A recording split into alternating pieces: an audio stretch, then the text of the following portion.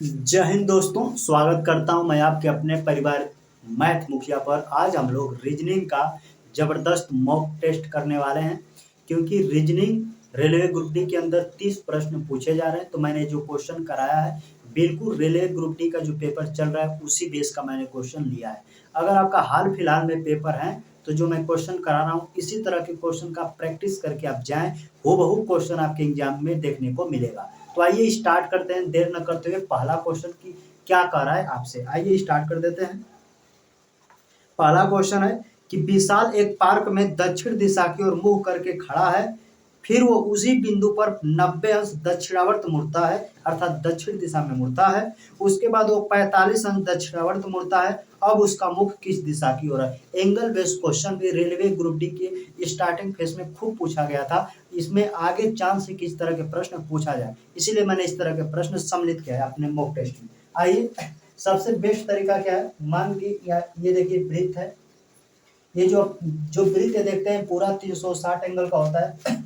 इसी को अगर आप 8 भागों में बांट देते हैं तो 45-45 का एंगल बन जाएगा। इसे 45-45 का एंगल बोल सकते हैं। अब मैं इसको मिटा देता हूँ, यानी कि आपको समझने के लिए एक बेसिक नॉलेज देना था कि ये पूरा जो वृत्त होता है 360 का होता है। इसमें कुछ दिशाओं का ज्ञान होना जरूरी है।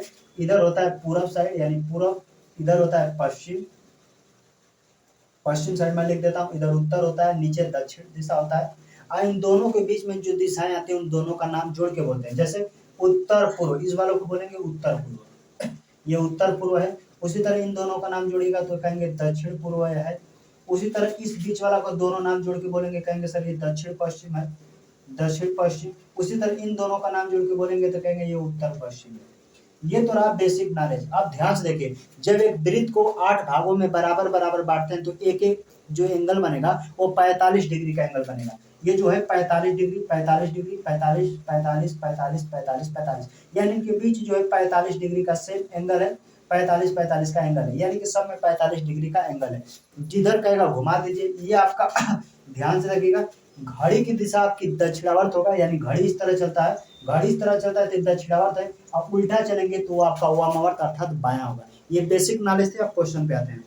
कह रहा है कि विशाल एक पार्क में दक्षिण दिशा की तरफ मुंह कर खड़ा है। दक्षिण दिशा का मतलब तात्पर्य है वो विशाल यहाँ पे दक्षिण दिशा में खड़ा है। ध्यान से कहाँ पे देखिए, दक्षिण, विशाल दक्षिण दिशा में यहाँ पे खड़ा है। अब कह रहा है 90 अंश दक्षिणावर्त मुड़ता है, तो 45 का डबल 90 होता है, यानी कि दक्षिण में 45 गया तो दक्षिण पश्चिम, और 45 गया तो पश्चिम, यानी 90 अंश घुमा। यहाँ से 45 गया इधर और 45 इधर, यानी कि वो पश्चिम दिशा में इस समय है। आगे क्वेश्चन पढ़ते हैं। उसके बाद वो 45 अंश फिर दक्षिणावर्त मुड़ता है। तो जैसे पश्चिम से 45 अंश मुड़ेगा तो इन दोनों के बीच, दो एंगलों के बीच 45-45 का कोण है, तो यानी कि यहाँ से 45 यहाँ पे चला गया, यानी विशाल इस समय उत्तर पश्चिम दिशा की ओर। तो अंतिम पूछा है विशाल का मुख किस दिशा की ओर होता है? ऑप्शन नंबर हो जाएगा उत्तर पश्चिम, जो कि ऑप्शन नंबर सी में दिया गया है। तो एंगल बेस्ड क्वेश्चन आपके एग्जाम में आ रहे हैं। उम्मीद करते हैं कि इस तरह के क्वेश्चन आएगा तो पेपर में बिल्कुल उड़ा दीजिएगा। आइए देखते हैं अगला प्रश्न, इसको हटा देते हैं। अगला क्वेश्चन, शरद पश्चिम की ओर 4 मीटर चलता है, फिर वह दाएं मुड़ता है और 5 किलोमीटर चलता है। वह फिर से बाएं मुड़ता है और 7 किलोमीटर चलता है। अंत में वो अपने बाईं ओर मुड़ता है और 5 किलोमीटर चलता है। वह आरंभिक बिंदु से कितना दूर है? सभी मोड़ केवल 90 डिग्री के मोड़ होने चाहिए। इस तरह के भी क्वेश्चन आपको पेपर हॉल में देखने को मिल जाएगा। अगर आपका पेपर हो गया है, आप देख रहे होंगे, तो आपको बिल्कुल यकीन हो जाएगा कि इसी तरह के प्रश्न रेलवे ग्रुप डी में आ रहे हैं।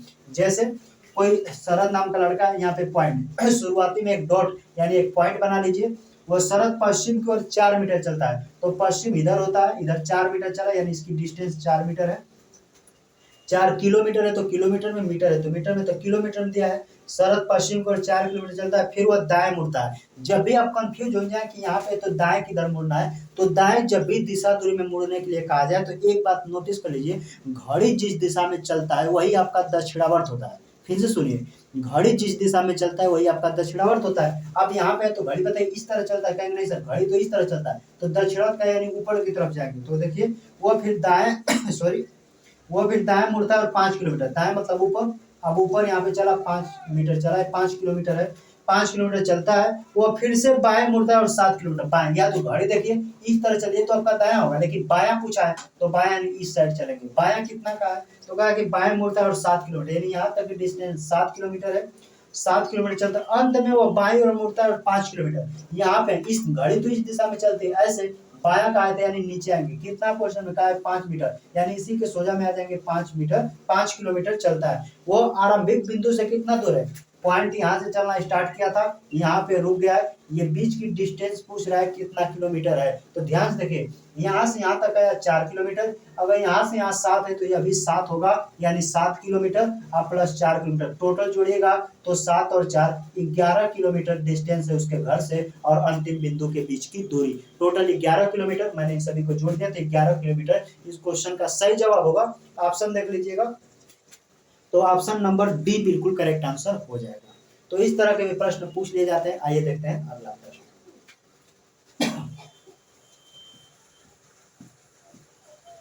अगला क्वेश्चन क्या कर रहा है देख लेते हैं। अगला क्वेश्चन कर रहा है, जानवी अपने घर से निकलकर पश्चिम की ओर 45 मीटर चलती है, फिर वह दाएं मुड़ती है और 32 मीटर चलती है, वह फिर दाएं मुड़ती है और 88 मीटर चलती है, उसके बाद वह दाएं मुड़ती है और 80 मीटर चलती है, अंत में वो पुनः दाएं मुड़ती है और 43 मीटर चलती है। अब वह अपने घर से कितनी दूर और किस दिशा में है, सभी मोड़ केवल 90 डिग्री के मोड़ हैं। इसमें दिशा और दूरी दोनों पूछा है, बिल्कुल दिशा दूरी का आपका थोड़ा सा विज्ञान है तो आप बिल्कुल क्वेश्चन को बना सकते हैं। आइए देख लेते हैं। जाने घर से निकलकर पश्चिम दिशा की ओर चल रहे हैं, आप एक को पॉइंट मानना है कि ये मैंने पॉइंट मान लिया, यहाँ से पश्चिम दिशा की ओर चला दी। यहाँ पे याद रखिएगा ये इसके पॉइंट है, स्टार्टिंग पॉइंट है, वो पश्चिम की ओर 45 मीटर, तो मैंने यहाँ 45 मीटर चला दिया, 45 मीटर चली। आप मीटर को नहीं लिखेंगे तब वो कोई बड़ी चीज नहीं, क्योंकि मीटर में शब्द है तो मीटर में आंसर आएगा, किलोमीटर आता तो किलोमीटर में आंसर आता। तो क्वेश्चन कह रहा है कि जानवी पश्चिम की ओर निकलते हैं, 45 मीटर चलती है, फिर वह दाएं मुड़ती है, सॉरी, और फिर वह दाएं मुड़ती है और 32 मीटर चलती है। अब यहाँ दाएं का मतलब क्या, दाएं का मतलब कि घड़ी की दिशा में, तो घड़ी इसी तरह तो चलती है, यानी कि अब यहाँ से दाएं मुड़े और 32 मीटर, यानी कि चली गई यहाँ पे 32 मीटर चलती है, फिर वो दाएं मुड़ती है और 88 मीटर, दाएं मतलब इधर, क्योंकि घड़ी इस तरह चलता है, तो 88 मीटर मतलब डायरेक्ट यहाँ तक लेके जाइएगा, क्योंकि 88 मीटर आपका यहाँ तक आ जाएगा। 88 मीटर चलते हैं, उसके बाद वो दाएं मुड़ती है और 50 मीटर। अब दाएं का मतलब घड़ी तो इस दिशा में चलती है, ऐसे ऐसे तो उल्टा चलती है, तो 50 मीटर मतलब आप डायरेक्ट यहाँ पे आ जाइए कि यहाँ से यहाँ तक 50 मीटर है। अब क्वेश्चन में क्या कर रहा है, 50 मीटर चलती है, अंत में वो पुनः दाएं मुड़ती है और 43 मीटर। आप यहाँ पे हैं, सोचिए यहाँ पे अगर इस दिशा में जाएंगे तो उल्टा हो जाएगा, घड़ी की दिशा में दाएं चलते और 43 मीटर, कितना देर 43 मीटर, तो 43 मीटर जैसे आप आएंगे तो याद रखिएगा इसी के सोझा में आप आ जाएंगे, क्योंकि इधर का 45 और इधर का 43 जोड़िएगा तो टोटल 88 आ जाएगा, यानी 43 मीटर चलती है। क्वेश्चन में देखिए दिया है 43, यानी कि इसका फ्रंट और इसका फ्रंट एक दूसरे के आमने सामने हो जाएंगे, क्योंकि देखिए यहाँ से यहाँ तक 45 है, यहाँ से यहाँ 43 है, 45 जोड़ेगा तो यहाँ से यहाँ तक डिस्टेंस 88 है, यह भी जोड़ेगा 88 हो जाएगा। अब क्वेश्चन पढ़ते हैं। अब वो अपने घर से कितनी दूर और किस दिशा में है, उसका घर तो यहाँ था, यहाँ से वो निकली, उसका घर देखिए किस दिशा में है, आपको न समझ में किस दिशा में, यहाँ पे पॉइंट ऐसे खास लीजिए, ऐसे यहाँ से देख लीजिए, ऊपर उत्तर पड़ता है, नीचे दक्षिण, अर्थात कहेंगे दक्षिण दिशा में।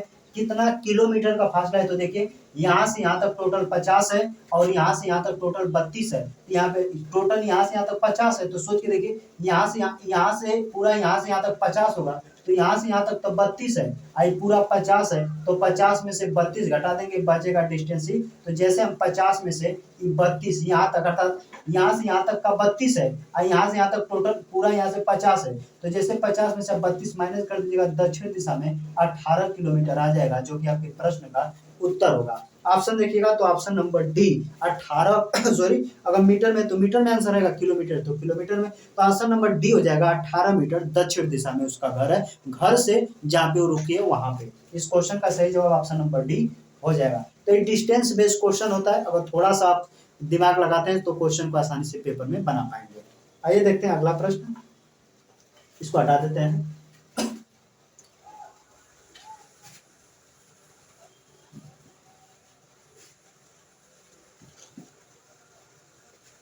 अगला क्वेश्चन कर रहा है, एक्स वाई और जेड, एक्स जो है वाई और जेड का पिता है, ब्लड रिलेशन से क्वेश्चन भी आ रहे हैं। एक्स जो है वाई और जेड का पिता है, पी क्यू की माँ है, क्यू वाई की बहन है तो एक्स और पी के बीच क्या संबंध है, यानी बड़ा रिलेशन का क्वेश्चन है। कुछ मूलभूत बातें जानिए। हम इसमें जो जीरो है वो उसको फीमेल से दर्शाएंगे, यानी कि जो वृत्त है उसको फीमेल से दर्शाएंगे और जो ये त्रिभुज है उसको हम मेल से दर्शाएंगे, ताकि हमको मेल फीमेल में कंफ्यूजन ना हो। अब क्वेश्चन कर रहा है एक्स जो है वाई और जेड का पिता है, तो एक्स पिता है तो पिता के लिए मेल है तो यानी त्रिभुज का चिन्ह यूज करेंगे, और इसके दो कोई लड़के या लड़की कोई भी हो सकता है, एगो वाई है और एक जेड है। अब आगे क्वेश्चन पढ़ते हैं। हमें तो दूसरा स्टेप में कर रहा है पी क्यू की माँ है, तो हमको दूसरा स्टेप पढ़ा तो इससे कोई नॉलेज नहीं हो रहा है। इसमें हमको वो लाइन पढ़ने से फायदा है जिसमें एक्स वाई जेड तीनों में से कोई एक आए, तो दूसरा को अभी छोड़ देते हैं। दूसरा स्टेप में कह रहा है कि जो पी है वो क्यू की माँ है तो इसको छोड़ देते हैं।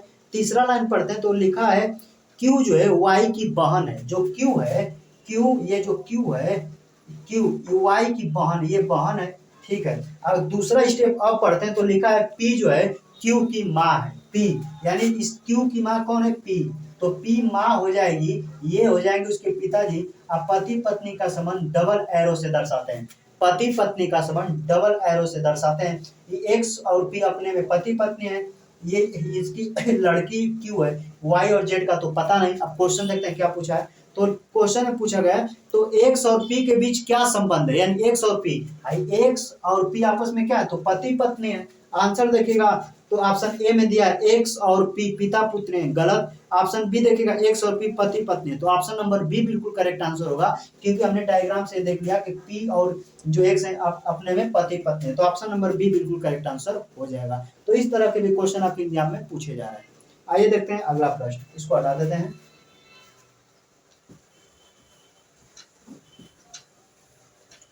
अगला क्वेश्चन कह रहा है ए हज बी का अर्थ है ए बी का पिता है, ए डॉलर बी का अर्थ है ए बी की माँ है, ए एड्रेट बी का अर्थ है ए बी का पति है, ए परसेंटेज बी का अर्थ है ए बी की पत्नी है, ए इक्वल बी का अर्थ है ए बी का भाई है, तो निम्नलिखित व्यंजन के अनुसार पी का भी से क्या संबंध है, ये दिया है। इस तरह के रीजनिंग आपके पेपर में 100% बता रहे हैं कि आएगा, और आ भी रहा है अलग अलग एग्जामों में। इसको डायग्राम मेथड से अब नहीं बनाने वाले हैं, क्योंकि सबसे बेस्ट तरीका बताएंगे कि कैसे आसानी से आप आंसर तक पहुंच पाएंगे। आइए देखते हैं। पहले सजा लीजिएगा, हाई पी है, एड्रेट है, यहाँ पे क्यू है, यहाँ पे यस है, सॉरी यस या डॉलर कुछ भी मान सकते हैं, डॉलर है यहाँ पे ऐसे डॉलर, यहाँ पे यू है, इक्वल है, फिर यहाँ पे आर है, परसेंटेज है, यहाँ पे यस है, और फिर यहाँ पे ये है, और यहाँ पे भी है। अब क्वेश्चन को आपको ध्यान समझना है, क्वेश्चन में जैसे जैसे कहा है क्वेश्चन में तैसे तैसे हम रिलेशन दर्शा देंगे, आपका आंसर आ जाएगा। आइए हल कर देते हैं सबसे पहले क्वेश्चन में। तो इस तरह के क्वेश्चन हल करने का सबसे अच्छा तरीका मैं बता रहा हूँ कैसे आपको हल करना है। क्वेश्चन में जो जानकारी दिया गया है, जैसे ये आपसे पूछा है, तो हमेशा इस तरह क्वेश्चन को दाहिने तरफ से, अब क्वेश्चन कर रहे जो पी है, ये जो पी है ना, वो भी का क्या लगेगा, भी का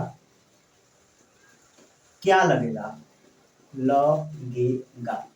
एक क्वेश्चन में आपको समय लग सकता है, 2-3 क्वेश्चन प्रैक्टिस कीजिए, मौखिक बनेगा। सबसे पहले देखिए हम कुछ चिन्हों के बारे में लिख लेते हैं। क्वेश्चन में कहा है कि हज का, यहाँ पे हज जो है इसका अर्थ है कि ए बी का पिता है, यानी कि ए जो है ये पिता है। इसको मैं नहीं लिखता हूँ ताकि समय वेस्ट न होगा, आप आसानी से कैसे बनाएं। इसको बनाने का सबसे अच्छा तरीका है कि दाहिने तरफ से हल करें, और जो पहला वाला फ्रंट पे आदमी है उसको खुद स्वयं अपने आप को मान लेना। क्या मान लेना, अपने आप को। जैसे ये भी मान लेते हैं कि हम है, ध्यान से देखिए, भी को स्वयं हम मान लेते हैं, जैसे भी को हम स्वयं मान लेते हैं, तो देखिए हज का अर्थ है, ऊपर देखिए लिखा गया हज का अर्थ है ए बी का पिता है, अर्थात यहाँ से ही पता चल गया कि हाँ हम है, ये हमारे पिताजी हैं। पिताजी कौन, यानी यश, यश कौन है, हमारे पिताजी।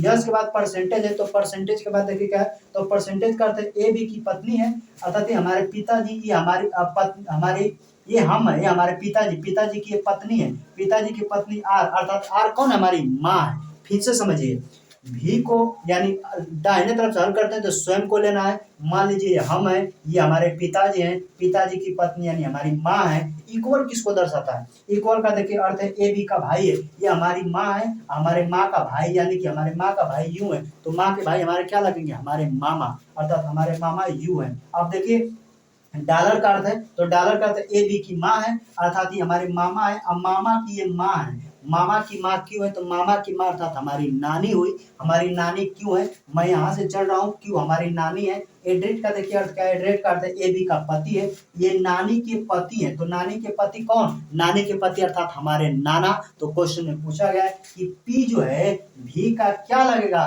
तो अभी तो आप रिलेशन निकाले, पी हमारे नाना लगेंगे, तो ऑप्शन देखिएगा, ऑप्शन नंबर बी बिल्कुल करेक्ट आंसर हो जाएगा। तो इस तरह से आप हल कीजिएगा, बिल्कुल ही आसानी से आप चाहे तो कर पाइएगा। दाहिने तरफ से हल करना है, पहला वाला जो व्यक्ति है उसको स्वयं मान लेना है और ऑप्शन देखते देखते बनाते चले जाइए। आइए एक बार और समझा देते हैं। जैसे पहले यहाँ भी को स्वयं माना है, अपने आप को मानना है। भी है हम है, हज का मतलब क्या है? तो देखिए चिन्ह में दिया गया है, हज का अर्थ है ए बी का पिता है, हाई हम है, ये हमारे पिताजी हो गए, हमारे पिताजी। परसेंटेज देखिए, परसेंटेज का अर्थ है पत्नी, इनकी पत्नी आ रहे हैं तो हमारे पिताजी की पत्नी यानी हमारी मम्मी, हमारी माँ, माँ इक्वल का चिन्ह क्या? इक्वल कर भाई, तो हमारे माँ का भाई यू यानी हमारे माँ का भाई कौन? हमारे मामा, हमारे मामा यू है। डॉलर का अर्थ ए बी की माँ है, हमारी मामा की माँ यानी हमारी नानी। एडेड का अर्थ है पति, हमारे नानी का पति यानी हमारे नाना। तो जो पी है, भी का क्या लगा? तो पी भी का नाना लगेगा, जो कि क्वेश्चन देखिए ऑप्शन नंबर अगर देखिएगा तो ऑप्शन नंबर बी में दिया गया है। तो अब दाहिने तरफ से इस तरह के क्वेश्चन को बनाए, उम्मीद करते हैं आपको समझ में आएगा। कोई भी किताब प्रकाशन की आपके पास होगा, इस तरह के क्वेश्चन को एक बार में दिक्कत होगा, 2 बार 3 बार, लेकिन चौथे बार में 100% बता देना कि आप सीख पाएंगे। तो आइए देखते हैं अगला प्रश्न। इस क्वेश्चन का सही जवाब नाना होगा। तो आइए देखते हैं अगला प्रश्न, इसको हटा देते हैं। अगला क्वेश्चन कर रहा है, यदि Q का अर्थ है प्लस, J का अर्थ है गुणा, T का अर्थ है माइनस, K का अर्थ है भाग, तो दे दिया गया इक्वेशन, इसको हल करना है, आसान होता है, बस प्रतिस्थापन मेथड इसको बोलते हैं। जैसे 52 हो गया, क्वेश्चन में देखिए K का अर्थ दिया, K का अर्थ है भाग, तो यहाँ पे भाग कर दीजिए, 4 है तो 4। देखिए क्वेश्चन में लिखा है Q का अर्थ क्या है? Q का अर्थ है प्लस, तो यहाँ पे प्लस का चिन्ह दे देना है। Q यहाँ पे 6 लिखिए। J का अर्थ देखिए, J का अर्थ है गुणा, तो यहाँ पे गुणा कर सकते हैं आप। 12 है, टी का मतलब देखिए, टी का अर्थ है माइनस, तो माइनस कर दीजिए। 8, तो क्वेश्चन में 8। ये क्वेश्चन का पूरा मैंने रख दिया, बस आपको हल कर देना। नियम होता है पहले 4 से इसको काटेंगे तो 13 चौक 13 बार में, यहाँ पे प्लस है, यहाँ पे 6 × 12 करेंगे, माइनस का 8 करेंगे। यहाँ देखिए 12 छक 72, 72 में आप 13 जोड़ के 8 घटा देंगे। देखिए 12 छक 72, जैसे इसमें 72 जोड़ेंगे तो 3 2 5 7 1 8, 85 हो गया। 85 में से जैसे आप 8 कम करेंगे, 12 छक 72, 3 2 5 7 1 8, जैसे इसमें से 8 कम करेंगे तो 5 ये 3, यानी कि आपका 77 आंसर हो जाएगा। 85 में से 8 घटाएंगे तो 77 होगा। आइए ऑप्शन चेक कर लेते हैं, तो ऑप्शन नंबर डी बिल्कुल करेक्ट आंसर हो जाएगा। नॉर्मल गणितीय सक्रिय के नॉर्मल क्वेश्चन ही पूछे जा रहा है, आप एक बार प्रैक्टिस करके जरूर पेपर हाल में जाए, आपका 100% का रैंक बन जाएगा क्वेश्चन। आइए अब इसी टाइप के दूसरा क्वेश्चन देख लेते हैं, इसको हटा देते हैं। दूसरा क्वेश्चन कर रहे हैं, यदि ए का अर्थ है माइनस, सी का अर्थ है प्लस, बी का अर्थ है भागे, ई का अर्थ है इनटू यानी गुणा, तो क्वेश्चन दिया गया, इसका मान बताना है। बिल्कुल आसान से बना सकते हैं आप। यहाँ पे 6 है, देखिए सी का मतलब क्या है? सी का अर्थ है प्लस, यहाँ पे आपको प्लस रख लेना है। 78 है। बी का अर्थ क्या है? तो बी का अर्थ क्वेश्चन में दिया, बी का अर्थ भागे, तो भागे कर दीजिए। 3 यहाँ पे लिख लीजिए दिया है, और ए का अर्थ दिया है माइनस, तो एक माइनस कर दीजिए, और 4 यहाँ पे लिखिए, 4 दिया। ई का अर्थ क्या है? ई का अर्थ है गुणा, तो इंटू कर दीजिए। 6 तो 6, बस इसी को हल कर दीजिए, आपका आंसर आ जाएगा। देखिए 3 से काट देंगे, 3 दूना के 6, 3 छक 18, यहाँ पे 6 है, प्लस 26, यहाँ माइनस है तो माइनस, 4 छक 24 कर दीजिए। ये इसके आगे प्लस, इसके आगे प्लस, तो दोनों 26 में 6 जुड़ेगा तो हो जाएगा 32। अब 32 में से जैसे 24 घटाइएगा तो 24 घटाएंगे तो 6 2 8, यानी आंसर आ जाएगा 8। आइए ऑप्शन चेक कर लेते हैं, जिस ऑप्शन में 8 रहेगा वही आपका आंसर होगा। तो ऑप्शन नंबर सी देखिए, ऑप्शन नंबर सी में 8 दिया है। तो बिल्कुल ना घबराएं, आपको इसी टाइप के क्वेश्चन प्रैक्टिस करके आपको पेपर में जाना है। आप ही से करें, इसी तरह के क्वेश्चन पेपर हाल में आपको जाना है बनाकर। अगर रेलवे ग्रुप डी का आप निकालना चाहते हैं तो इसी तरह के क्वेश्चन आप प्रैक्टिस करके जाएं। आइए देख लेते हैं नेक्स्ट, इसी का एक तीसरा टाइप होता है, वहां से क्वेश्चन ज्यादा बनते हैं, तो उसको भी देख लेते हैं हम लोग। क्वेश्चन कर रहा है गणितीय चिन्हों के उस संयोजन का चयन करें जिन्हें क्रमिक रूप से दिए गए समीकरण में स्टार चिन्हों के स्थान पर रखने पर समीकरण संतुलित हो जाएगी। इस तरह के क्वेश्चन में लड़के ज्यादातर गलती क्या करते हैं, वो ऑप्शन एक एक को उठाकर रखना स्टार्ट करते हैं और अंत में आंसर तो आता है लेकिन समय ज्यादा लग जाता है। इसमें मैं आपको वो थोड़ा सा लॉजिकली बताऊंगा कि कैसे तुरंत हम आंसर तक पहुंचने में सक्षम हो सकते हैं। ये संभव है इस तरह के प्रश्न। आइए देखते हैं। तो क्वेश्चन को मैं लिख देता हूँ पहले समझ लीजिए पूरा क्वेश्चन को, जो भी मैं लिख दे रहा हूँ। यहाँ पे 19, यहाँ पे 5, यहाँ पे 4, यहाँ पे 2, फिर यहाँ पे 4 और यहाँ पे 13। सबसे पहला काम आपको ये करना है सबसे पहला काम आपको ये करना है कि क्या देखना है कि इसमें से कौन सी संख्या दूसरी संख्या से कट रहा है। तो यहाँ पे देखिए क्या 19 5 से कटेगा, फिर से समझिए क्या 19 5 से कटेगा, तो कहेंगे सर नहीं कटेगा। तो जब नहीं कटेगा तो पहले वाला ऑप्शन में भाग का चिन्ह नहीं होना चाहिए। आइए ऑप्शन चेक करते हैं। तो ऑप्शन देखिएगा बी और डी में, देखिए दोनों में भाग है। तो ये 100% तो नहीं कर सकते, लेकिन इतनी जरूर कहेंगे कि बी और डी को हम सबसे पहले चेक नहीं करेंगे। तो बी और डी ऑप्शन, ऐसा नहीं कि आंसर नहीं आ सकता, लेकिन सबसे एग्जाम हॉल में इन दोनों को बाद में चेक करेंगे। ये इतना आपको समझ में आया। अब ए और सी को चेक करते हैं कौन कटेगा। अब बताइए क्या, अब दूसरा ये तो हो गया कि भाग का चिन्ह नहीं होगा, क्या 5 4 से कटेगा, तो कहेंगे 5 भी 4 से सर नहीं कटेगा। तो इससे यह भी क्लियर हो गया कि दूसरा वाला ऑप्शन भी भाग का चिन्ह नहीं होना चाहिए। तो दूसरा में देखिए दोनों ऑप्शन में भाग के चिन्ह नहीं है। और जैसे मैं यहाँ तीसरा लिखता हूँ, तो क्या ये 4 2 से कटेगा, कहेंगे हाँ सर कटेगा। तो ये निश्चित कर सकते हैं कि तीसरा स्थान पे भाग होना चाहिए। 100% नहीं करें, लेकिन तीसरा स्थान भाग होना चाहिए ताकि ई इससे कट जाए। तो ऑप्शन देखिए सी वाला ऑप्शन देखिए, तो सी वाला में तीसरा स्थान पे भाग है, अर्थात तीसरा वाला काट सकता है। तो सबसे पहले एग्जाम हाल में हम तीसरा ऑप्शन ही रख के चेक करेंगे। अगर तीसरा ऑप्शन नहीं कटता तो ऑप्शन नंबर ए चेक करेंगे। तो आइए पहले सी को ही रख लेते हैं। तो पहले माइनस है, यहाँ पे माइनस कर लीजिए, दूसरा यहाँ गुणा कर दीजिए, यहाँ भाग तो हो गया, यहाँ प्लस कर दीजिए, यहाँ इक्वल कर दीजिए, यानी सबका कैलकुलेशन 13 के बराबर हो जाए तो ऑप्शन सर्टिफाइड है। आइए देखिए यहाँ 19 है, तो 19 देखिए माइनस 5 चौके 20 कर दीजिए, और सॉरी और पहले भाग करते हैं तब गुणा करते हैं, क्योंकि बोर्ड मास का नियम है। तो यहाँ पे देखिए हम 2 से इसको काट दिए, 2 बार में 5 दूना के 10, 19 माइनस 10 हो जाएगा, प्लस 4 हो गया। देखिए इसके आगे कोई चीज नहीं तो प्लस छिपा होता है। तो 19 में 4 जोड़ेंगे तो 19 में 4 जोड़ेंगे तो हो जाएगा 23, और 23 में जैसे हम 10 घटा देंगे तो आ जाएगा 13, अर्थात 100% कर सकते हैं कि ऑप्शन नंबर सी सही होगा। आइए ऑप्शन देख लेते हैं। तो ऑप्शन नंबर सी में ही ये सब जो चिन्ह रख रहे हैं, तो क्वेश्चन सर्टिफाइड हो जा रहा है, यानी ऑप्शन नंबर सी बिल्कुल करेक्ट आंसर हो जाएगा। पेपर हाल में आपको यही लॉजिक लगाना है, देखिएगा बहुत जल्द आप ऑप्शन तक पहुंच पाएंगे। ऐसा नहीं कि आप ऑप्शन रख कर जाएंगे एक एक तो नहीं आएगा, लेकिन आपको टाइम का थोड़ा बचत होगा इस मेथड से लगाएंगे तब। आइए देख लेते हैं अगला प्रश्न, इसको हटा देते हैं। अगला क्वेश्चन कर रहा है नीचे 3 कथन और 3 निष्कर्ष दिए गए हैं, कथनों को सत्य मानते हुए विचार करें, भले हुए सामान्य ज्ञात तथ्यों से भिन्न प्रतीत होते हैं, और बताएं कि कौन से निष्कर्ष तार्किक रूप से दिए गए कथनों का पालन करते हैं। कथन निष्कर्ष का क्वेश्चन है, पहले आपको कथन यानी स्टेटमेंट दिया जाता है, फिर कंक्लूजन अर्थात निष्कर्ष निकालने के लिए बोला जाता है। तो याद रखिए पॉजिटिव अगर सेंटेंस है तो उसका निष्कर्ष भी पॉजिटिव निकलता है, नेगेटिव का हमेशा नेगेटिव निकलता है। तो ये कुछ बेसिक नॉलेज है। आइए क्वेश्चन को बनाते हैं। पहला क्वेश्चन कथन में क्या कर रहा है, इसको डायग्राम मेथड सबसे बेस्ट होता है, कुछ 100 मान का भी लोग हल कर दें, उसमें आपको थोड़ा कंफ्यूजन हो सकता है, लेकिन डायग्राम मेथड से बिल्कुल आसानी से लोग बना पाते हैं। तो क्वेश्चन कथन में कह रहा है सभी घास झाड़ियां हैं, जो सभी का बात करता है वो हमेशा अंदर होता है, जो सभी है, तो क्वेश्चन में कहा सभी घास झाड़ियां हैं, तो यहाँ पे ऐसे घास बना लीजिए। ये जो सभी घास है, ये घास जो है सभी घास, इतना जो दर्शाए अंदर ही सभी घास है, जो सभी घास है ये सब ये सभी घास जो है झाड़ियां हैं। तो झाड़ियां को यहाँ मैं बना देता हूँ, झाड़ियां हैं, यहाँ से आपको समझना है। देखिए सभी घास झाड़ियां, लेकिन सभी झाड़ियां घास नहीं है। आइए अगला स्टेप पढ़ते हैं। सभी घास झाड़ियां, दूसरा सभी जड़ें फल है, तो इन दूसरों से अलग है, क्योंकि फूल फल घास झाड़ी से कोई रिलेशन ही नहीं है। तो सभी जड़ें फल हैं, तो यहाँ पे आपको बना लेना है जड़। ये सभी जो जड़ हैं, ये सभी जड़ सभी जड़ जो है फल हैं। तो देखिए क्वेश्चन में कह रहा है कि सभी जड़ें जो है ये फल हैं, ठीक है। जो सभी होते हैं वो हमेशा अंदर होते हैं। अब क्वेश्चन कह रहा है कि सभी फल फूल हैं, ये जो सभी फल हैं ये सभी फल जो है फूल हैं।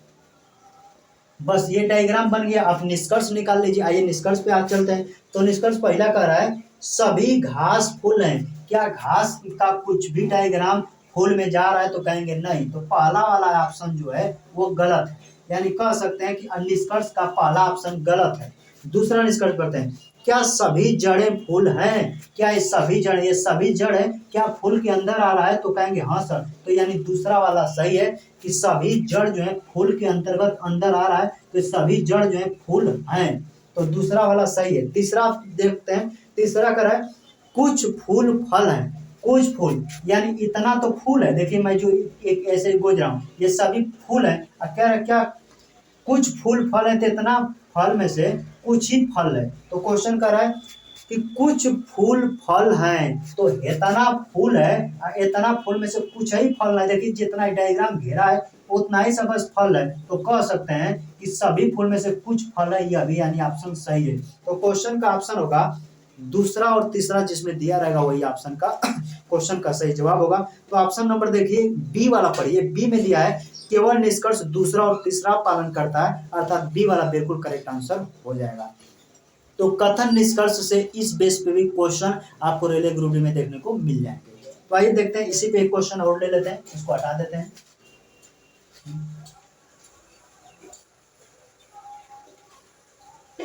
क्वेश्चन कह रहा है नीचे दिए गए कथन और निष्कर्षों को ध्यानपूर्वक पढ़िए। कथन में दी गई जानकारी को सत्य मानते हुए विचार कीजिए, भले वे समान ज्ञात तथ्यों से भिन्न प्रतीत होते हों, और बताइए कि कौन से निष्कर्ष तार्किक रूप से कथनों का पालन करते हैं। अर्थात कथन निष्कर्ष कथन सभी पलंग चारपाई हैं। सभी पलंग यानी कि यहाँ पे देखिए पलंग जो है, ये सभी जो पलंग है ये सभी पलंग चारपाई हैं। ये चारपाई, ये सभी पलंग चारपाई हैं। दूसरा सभी सोफा पलंग है। सभी सोफा, तो इस ब्रेक इसके अंदर एक बना लीजिए, यस से उसको दर्शा देते हैं। यस का मतलब सोफा। ये सभी सोफा जो पलंग है यानी पलंग के अंदर है। आप निष्कर्ष निकालिए सभी सोफा चारपाई हैं। क्या ये जो सभी सोफा हैं ये सभी चारपाई? तो कहेंगे चारपाई के अंदर आ रहा है, तो बिल्कुल सही है। पहला कथन बिल्कुल सही है। पहला कथन बिल्कुल सही इसलिए आप कह सकते हैं क्योंकि जो ये जो सभी सोफा है ये सभी सोफा चारपाई। तो क्वेश्चन लिखा है सभी सोफा चारपाई, तो ये सभी सोफा चारपाई के अंदर आ रहा है, यानी कि पहला कथन सही है। दूसरा कुछ पलंग सोफा है। कुछ पलंग यानी इतना पलंग है, इतना पलंग में से कुछ पलंग जो कर रहा है सोफा है, तो इतना पलंग में से कुछ ही ना सोफा है, तो इतना पलंग में से कुछ सोफा है, तो कुछ पलंग सोफा है। तो इसका भी आंसर सही निकला। ध्यान समझिए, कुछ पलंग सोफा है, इतना पलंग है और इस पलंग का कुछ ही हिस्सा है, इतना तो सोफा है। तो दूसरा भी ऑप्शन सही है, यानी कुछ पलंग सोफा है। तो ऑप्शन निष्कर्ष पहला और दूसरा दोनों फॉलो करते हैं। तो ऑप्शन देखिएगा ऑप्शन सी में लिखा है निष्कर्ष पहला और दूसरा दोनों पालन करता है, यानी ऑप्शन नंबर सी बिल्कुल करेक्ट आंसर हो जाएगा। तो कथन निष्कर्ष के इस तरह के क्वेश्चन को आप गिन कर 30 क्वेश्चन बनाकर जाएं पेपर हाल से पहले, आप बिल्कुल 100% पेपर में ऐसे क्वेश्चन बना पाएगा। इसका एवरेज 3 से 4 प्रश्न आपको रेलवे ग्रुप डी के रीजनिंग के अंदर देखने को मिल जाएंगे। तो आइए देखते हैं अगला प्रश्न, इसको हटा देते हैं।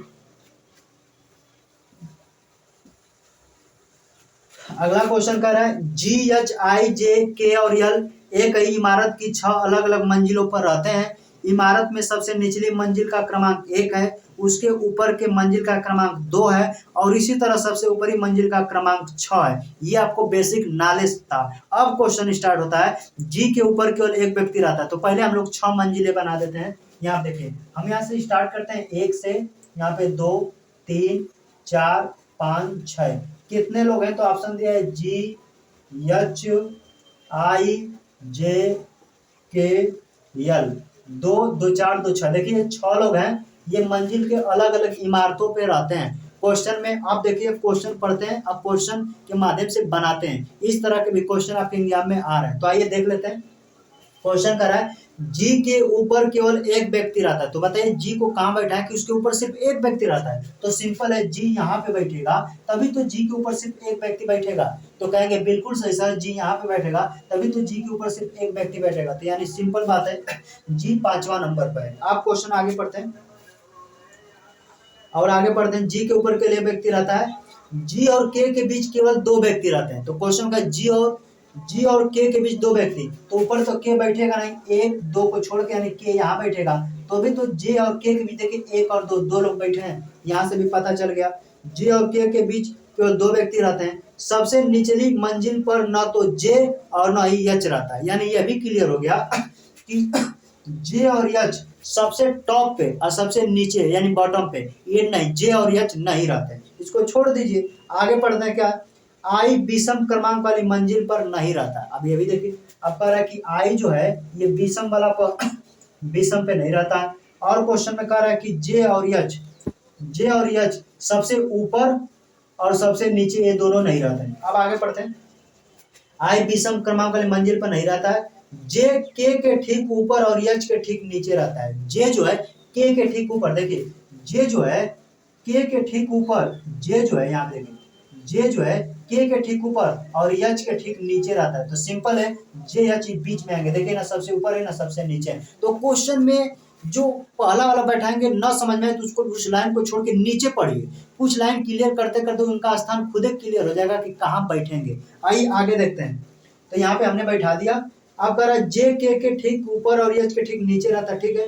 मंजिल क्रमांक 4 पर कौन आता है, अब यहाँ पे बैठा दीजिए, जिसको बैठाना है बैठा दीजिए। यहाँ पे बैठ गए तो अब क्वेश्चन में देखिए क्या कुछ छूट रहा हो तो उनको बैठा दीजिए, और जो ऊपर का लाइन छोड़े थे उसको देख लीजिए। तो क्वेश्चन में देखिए लिखा है कि आई विषम क्रमांक पे नहीं बैठता है, तो क्या आई यहाँ बैठेगा, कहेगा नहीं सर आई यहाँ पे बैठेगा, आई छूट रहा था, यच है, यच को सॉरी यच तो बैठा है। एबीसीडी में कौन, ABCD आई जी के यल छूट रहा है, तो आई के एक पहला नंबर पे यल को बैठा दीजिए। अब क्वेश्चन में लिखा है कि बताइए चौथा मंजिल क्रमांक 4 पर कौन आता है, आप खुद देखकर बताइए चौथा नंबर पर कौन है, तो कहेंगे सर यच है। तो यच जो है चौथा मंजिल पर आता है। ऑप्शन नंबर 4 मंजिल कौन था, ऑप्शन नंबर यच, यानी ऑप्शन नंबर डी हो जाएगा, क्योंकि डी में यच दिया है।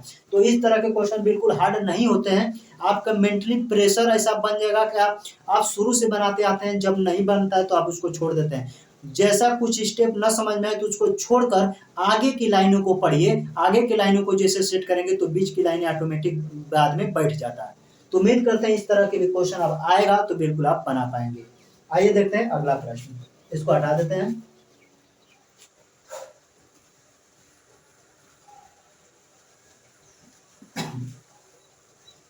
अगला क्वेश्चन कर रहा है, दिए गए आरेख का ध्यानपूर्वक अध्ययन कीजिए और पूछे गए प्रश्न का उत्तर दीजिए। विभिन्न भागों में दी गई संख्याएं एक गांव में रहने वाले व्यक्तियों की संख्या को दर्शाता है। एक वृत्त चित्रकार को दर्शाता है, दूसरा संगीतकार को, तीसरा सर्जन को दर्शा रहा है, तीसरा सर्जन को दर्शा रहा है। तो क्वेश्चन में पूछा गया है कि गांव में कितने सर्जन हैं। तो जो सर्जन वाला वृत्त है वो जितने लोगों से टच करता है सभी को संख्या को जोड़ दीजिए, वही सर्जन की संख्या होगी। जैसे क्वेश्चन में लिखा है सर्जन कितने हैं गांव में सर्जन, तो सर्जन देखिए सर्जन वाला वृत्त सबसे नीचे है, तो नीचे में पहले देखिए 100 डाटा दिख रहा है तो 100 को जोड़िए। वही देखिए संगीतकार के यानी कि कुछ 35% गीतकार भी है और संगीतकार और सर्जन भी है, तो 35 उसका भी जोड़ लीजिए 35। देखिए 10% और जोड़ लीजिए, क्योंकि संगीतकार वाला जो वृत्त है जहां जिन जिन व्यक्तियों से टच करता है सबको जोड़ लीजिए। और देखिए चित्रकार में 40% तो 40 उसको जोड़ लीजिए। 40 50 85 100 यानी 185, टोटल 185 लोग गांव में क्या है तो सर्जन है। तो ऑप्शन देखिएगा तो ऑप्शन नंबर सी बिल्कुल करेक्ट आंसर हो जाएगा। तो वृत्त के आधार पर इस तरह डाटा बेस्ड क्वेश्चन भी आपसे पूछ लिए जाते हैं। आइए देखते हैं अगला प्रश्न, इसको हटा देते हैं। अगला क्वेश्चन कर रहा है उस वेन आरेख का चयन करें जो निम्नलिखित वर्गों के समुच्चयों के बीच के संबंध को सर्वोत्तम तरीके से दर्शाता है। क्वेश्चन कर रहा है खेल, शतरंज, टेनिस, तीनों के बीच कौन सा डायग्राम बनेगा।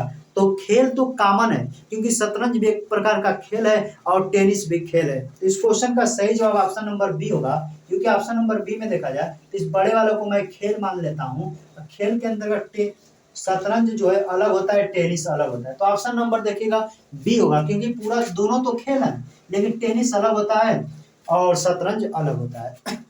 तो ये क्वेश्चन सही नंबर ऑप्शन नंबर बी हो जाएगा। थोड़ा सा आपको सामाजिक ज्ञान है तो आप बिल्कुल आसानी से बना पाएंगे। आइए देखते हैं अगला प्रश्न। अगला क्वेश्चन कह रहा है उस वेन आरेख का चयन करें जो दिए गए वर्गों के समुच्चय के बीच के संबंध को सर्वोत्तम ढंग से निरूपित करता है।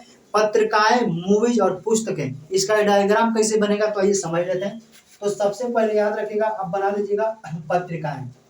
ये पत्रिकाएं हैं, पत्रिकाएं।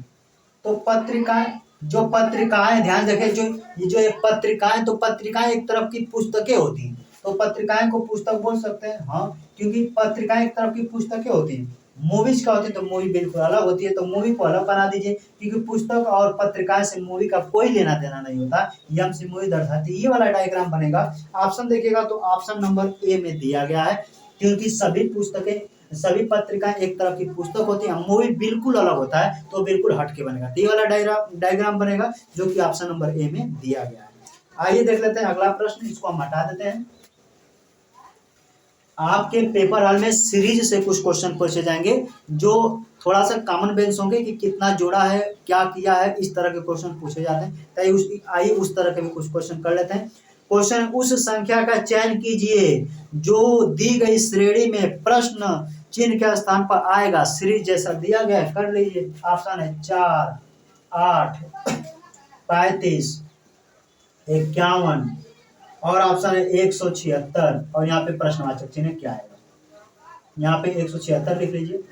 ध्यान से देखिए, सीरीज का मेथड होता है कि अगर उनके बीच एक निश्चित पैटर्न होता है कि कितना जोड़ा है, कितना घटाया है, उसी को बोलते हैं सीरीज। और सीरीज के अंतर्गत जितना जोड़ेगा, जितना घटाएगा, हमेशा याद रखिएगा, उसी सीरीज का अगली संख्या हम बना सकते हैं। अगर कोई अनटप्पू ऐसी संख्या लिख दिया गया जिसका कोई पैटर्न फिक्स नहीं हो रहा है कि कितना जोड़ रहा है, कितना घटा रहा है, तो एक चीज याद रखिएगा, उसकी अगली संख्या बनाना किसी के लिए संभव नहीं है। तो सीरीज हम उसी को कहते हैं जिसकी अगली संख्या हम बता सकते हैं। तो इस सीरीज का कह रहा है कि अगली संख्या क्या है। तो सबसे पहले ध्यान से देखिएगा, इस छोटी संख्या से इतना बड़ा संख्या तक गया है, तो लॉजिक होता है कि छोटी संख्या से एक बैंक इतना बड़ा होना, यानी कि कहीं न कहीं गुणा, वर्ग कुछ भी कर सकता है, ये हम देखेंगे। तो पहले देखिएगा, 4 का डबल किया है 8, तो 8 का डबल करेंगे तो ऐसा तो नहीं हो रहा है। एक तरीका और देखते हैं, इनके बीच पहले अंतर देख लेते हैं। तो 4 से 8 हो गया है, 4 बड़ा है। 8 से 35 हो गया है, तो घटाएंगे तो यहाँ पे 27 बड़ा है। 35 से 51 जाएंगे तो देखेंगे 16 बड़ा है। यहाँ पे रुक जाइए और थोड़ा सा दिमाग लगाइए कि क्या किया गया। अब देखिए, ध्यान से देखेंगे तो कहेंगे सही 2 का स्क्वायर है, ये 3 का क्यूब है, सॉरी 3 का क्यूब 27 होता है, ये 3 का क्यूब है। फिर कहेंगे 4 का स्क्वायर है, तो अगला 5 का क्यूब होगा, 5 का क्यूब। तो जैसे 5 का क्यूब 125 में इसमें जोड़ेंगे तो 176 आएगा, बिल्कुल सही है। तो जैसे 2 का स्क्वायर 3 का क्यूब, 4 का स्क्वायर 5 का क्यूब, अगला में 6 का स्क्वायर जोड़ेगा, 6 का स्क्वायर बोले 36, तो जैसे इसमें हम 36 जोड़ेंगे तो 6 6 12 को 2 हो जाएगा, 7 3 10, 11 को 1 हो जाएगा, 1 और 2, यानी इस क्वेश्चन का सही जवाब होगा 212। तो ऑप्शन आइए चेक कर लेते हैं 212 किस ऑप्शन में है। तो ऑप्शन बी में देखिए 212 दिया है, अतः क्वेश्चन का सही जवाब 212 हो जाएगा। स्क्वायर और क्यूब के आधार पे ये संख्या आगे बढ़ रही थी, एक एक अंक छोड़कर। तो उम्मीद करते हैं अभी आपको समझ में आया होगा। देखते हैं अगला प्रश्न, इसको हटा देते हैं, देखते हैं अगला क्या कर रहा है क्वेश्चन। बिल्कुल आसान से, थोड़ा सा प्रैक्टिस कीजिए, बन जाएगा। सीरीज के भी क्वेश्चन बिल्कुल हार्ड नहीं आ रहे हैं, इस तरह के क्वेश्चन प्रैक्टिस करते होंगे तो बिल्कुल 100% क्वेश्चन बना पाइएगा। क्वेश्चन है, उस संख्या का चयन कीजिए जो निम्नलिखित श्रेणी में प्रश्न चिन्ह के स्थान पर आएगी। सीरीज दिया गया है और सीरीज का अगला क्वेश्चन क्या है आपको बताना है। जैसे क्वेश्चन, 1 मिनट में भी आ रहा हूं, 1 मिनट। क्वेश्चन सीरीज का देख रहे थे कि कर उस संख्या का चयन कीजिए जो निम्नलिखित श्रेणी में प्रश्नवाचक के स्थान पर आएगा। 3, 6, 8, 16, 18, 36, आगे प्रश्नवाचक चिन्ह क्या आएगा। तो ये भी सीरीज का क्वेश्चन है, बिल्कुल बना सकते हैं। क्वेश्चन लिखा है 3 है, 6 है, सॉरी 3, 6, 8 है और 16 है, यहाँ पे 18 है, फिर यहाँ पे 36 है, यहाँ पे प्रश्नवाचक चिन्ह पे क्या आएगा। तो नॉर्मल सीरीज है, कैसे बनाएंगे आइए देख लेते हैं। सबसे पहले अब इसको जोड़ेंगे तो 3 से 6 3 जोड़ दिया है, यहाँ पे 8 जाएंगे तो 2, फिर यहाँ पे 8, यहाँ कोई सीरीज नहीं बन रहा, तो यानी ये वाला नियम तो फेल है कि जोड़ तो नहीं रहा है। आइए एक स्टेप और देखते हैं क्या किया। तो हम 3 का गुणा कर देते हैं, 3 का गुणा करेंगे तो 3 का 2 गुना के 3 गुना के 6 और प्लस 2 जैसे जोड़ देंगे तो 8 आ जाएगा। ध्यान से देखिए, 3 का डबल किए 6, 6 में 2 जोड़े 8, 8 का उसी का डबल कर देंगे तो 8 दुना के 16, 16 में 2 जोड़ देंगे तो 18, 18 में 2 का गुणा करेंगे तो 18 दुना के 36, और जैसे 36 में 2 जोड़ेंगे तो यानी 38, यानी प्रश्नवाचक चिन्ह के स्थान पे 38 आएगा। 2 का गुणा कर दे रहा है और 2 का गुणा करने के बाद 2 जोड़ दे रहा है। तो ये ऑप्शन देख लेते हैं किस ऑप्शन में है। तो ऑप्शन नंबर बी में 38 दिया, बी बिल्कुल करेक्ट आंसर हो जाएगा। आइए अगला प्रश्न देख लेते हैं इसी का, इसको हटा देते हैं।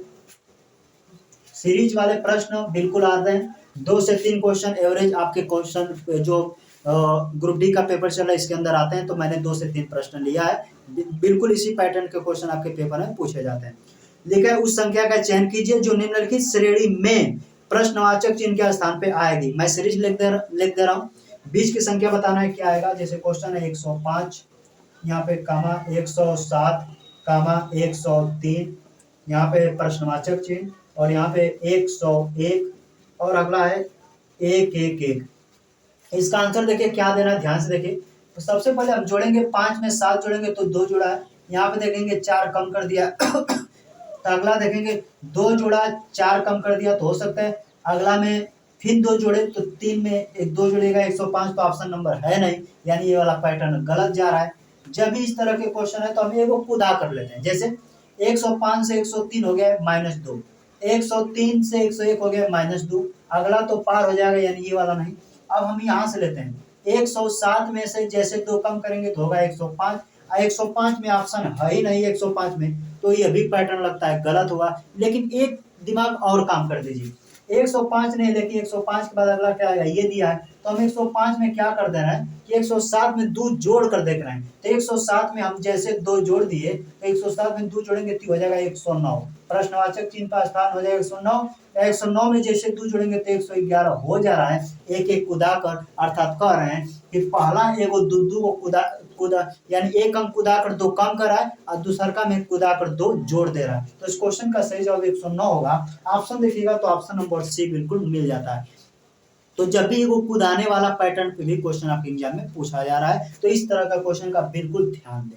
तो ये ऐसा नहीं देखिए इसमें 2 जोड़ा घटाया तो इसमें 2 जोड़ा है, सेम अंक का फर्क होता है, एक में जोड़ता है तो एक में माइनस करता है अर्थात घटाता है।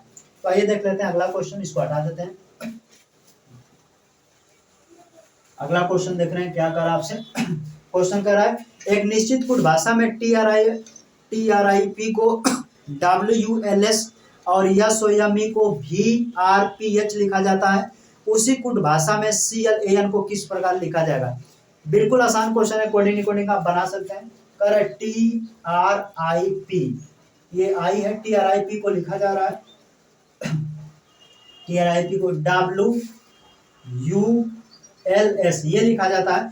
बीच वाली लाइन मैं नहीं लिखता हूँ, 99% बीच वाली संख्या जो पहली संख्या का जिस तरह ये वाली संख्या इससे संबंधित है, वही तरह बीच वाली संख्या उसी से संबंधित होती है। तो अब पहला हल करें या दूसरा, उससे कोई फर्क नहीं पड़ता है। तो मैं इस लाइन को नहीं लिख रहा हूँ, बिल्कुल तीसरा मैं डायरेक्ट लिख रहा हूँ। जो आपको पता करना है तो कह रहा है C को का लिखा जाएगा। आइए सबसे पहले चेक कर लेते हैं कि कोडिंग का मतलब होता है नकल मारना। जिस तरह ये किया है उसी तरह नकल मार के लिख दीजिए, आपका आंसर आ जाएगा। तो देखिए इसमें कोड आपको याद हो तो और आसानी से बन जाता है। देखिए टी में 23 हो गया, यानी 3 जोड़ दिया है। 18 में 3 जुड़ेगा तो 21, 9 में 3 जुड़ेगा तो 12, पी में 3 जुड़ेगा तो यस, यानी कह सकते हैं सब में 3 3 बढ़ा है, तो उसी तरह 3 बढ़ा के जोड़ दीजिए। तो यहाँ पे 3 3 जोड़ेंगे तो 6 हो जाएगा, 12 3 15 ओ हो जाएगा, ए में 3 जोड़ेंगे तो डी हो जाएगा, 14 में 3 जोड़ेंगे तो 17 क्यू हो जाएगा, यानी F4DQ ऑप्शन नंबर ए है। तो इस क्वेश्चन बिल्कुल आसान था, 3 3 जोड़ा था, अभी 3 ऐड करके लिख सकते हैं, जो कि ऑप्शन नंबर ए में दिया गया है। आइए देख लेते हैं अगला प्रश्न, इसको हटा देते हैं।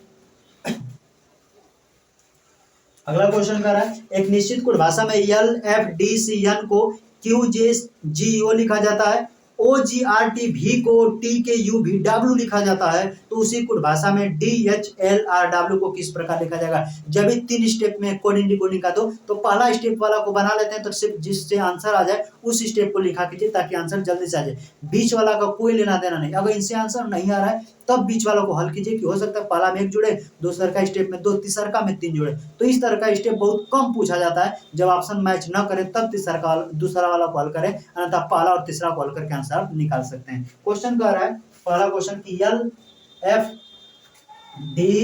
LFDCN इसको क्या लिखा जा रहा है, तो मैं इसको इक्वल में मैं इधर लिख दे रहा हूँ थोड़ा सा कि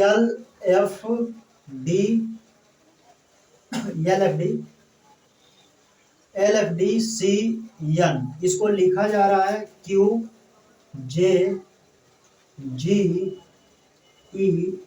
ओ, ये बराबर ये लिखा जाता है। तो क्वेश्चन कर रहा है कि हमको आंसर बताइए कि D H L R W को क्या लिखा जाएगा। आइए सबसे पहले कोडिंग कर लेते हैं, पकड़ लेते हैं कि क्या जोड़ा या क्या घटाया है। तो ध्यान देखिए, थोड़ा होता है इसका 17, इसमें 5 जोड़ दिया है। यह का 6 होता है, इसका 10 होता था, 4 जोड़ दिया है। हाई डी में देखिए 3 जोड़ दिया है, 3 जोड़ दिया है। सी में देखिए गए तो 3 2 जोड़ दिया है। और यहाँ पे देखिए 4 3 2 यन जाएंगे तो 15 1 जोड़ दिया है। इससे हमको पता चल गया कि इसमें पहले 5 जोड़ेंगे, इसमें 4, इसमें 3, इसमें 2, इसमें 1, यानी बढ़ते क्रम में घट, यानी कि घटते क्रम में आपसे जोड़ा है। तो जैसे डी में 5 जुड़ेगा तो डी का 4 होता है, 4 5 9, 9 का हो जाएगा आई, आई से ऑप्शन स्टार्ट होना चाहिए, तो आई सब में है। यच 8 में 4 जुड़े, 8 4 12 का यल हो जाएगा, 12 3 15 का ओ हो जाएगा, 18 2 20 को टी हो जाएगा, 23 में जुड़ेगा 24 एक्स हो जाएगा, यानी I L O T X, I L O T X. Option number A बिल्कुल करेक्ट आंसर हो जाएगा। तो इस तरह के भी क्वेश्चन आपके एग्जाम में पूछे जा रहे हैं। कोडिंग डिकोडिंग का आसान क्वेश्चन था। आइए देख लेते हैं अगला क्वेश्चन, इसको हटा देते हैं। अगला क्वेश्चन क्या कर रहा है आपसे, अगला क्वेश्चन कह रहा है 4 अक्षर समूह नीचे दिए गए, उनमें से 3 किसी तरह से संगत है और एक असंगत है, असंगत का चयन कीजिए। असंगत का मतलब होता है कि चारों में से एक बिल्कुल अलग। असंगत को दूसरे वर्ड में बेमेल भी बोल सकता है, तो आप कंफ्यूज ना हो। चारों में से कौन अलग है, आइए देख लेते हैं। तो सबसे पहले इसको मौखिक भी लगा सकते हैं आप, के एन एफ है पहला ऑप्शन, दूसरा यू एक्स क्यू है, तीसरा है पी एस यल है, तीसरा है जे एम एफ है। आइए देख लेते हैं चारों में अलग क्या है, थोड़ा सा दिमाग लगाइए। देखिए ये 6 है, इसमें 6 में 5 जोड़ा है तो 11 हो गया है। 17 में 4 जोड़ा, इसका 17 होता है, 17 में 4 जोड़ा 21, इसमें भी 4 जोड़ेगा तो 21, 12 4 16, इसमें 4 जोड़ेगा तो 10। आप बताइए कौन सा अलग है। पहला और आखिरी का अंतर 4 है, 4 है, 4 है, लेकिन देखिएगा पहले वाला में अंतर 5 है, इसलिए पहला वाला अलग है, पहला वाला गलत है, गलत ही सही है, अर्थात पहला वाला इस क्वेश्चन का सही जवाब होगा, क्योंकि पहला चारों में से मेल नहीं खाता है। तो ऑप्शन नंबर ए बिल्कुल करेक्ट आंसर हो जाएगा। आइए इसी का दूसरा क्वेश्चन एक देख लेते हैं, इसको हटा देते हैं। बेमेल वाले भी प्रश्न आपके एग्जाम में पूछ ले जाते हैं। क्वेश्चन कर रहा है 4 अक्षर समूह नीचे दिए गए, उनमें से 3 किसी प्रकार से समान है और एक असंगत है, असंगत अक्षर समूह का चयन कीजिए। आइए बना लेते हैं उसी तरह सेम तरीका से। क्वेश्चन है बी डी जी, फिर क्वेश्चन है जे एल ओ, तीसरा है आर टी डब्ल्यू, फिर क्वेश्चन है एम ओ क्यू।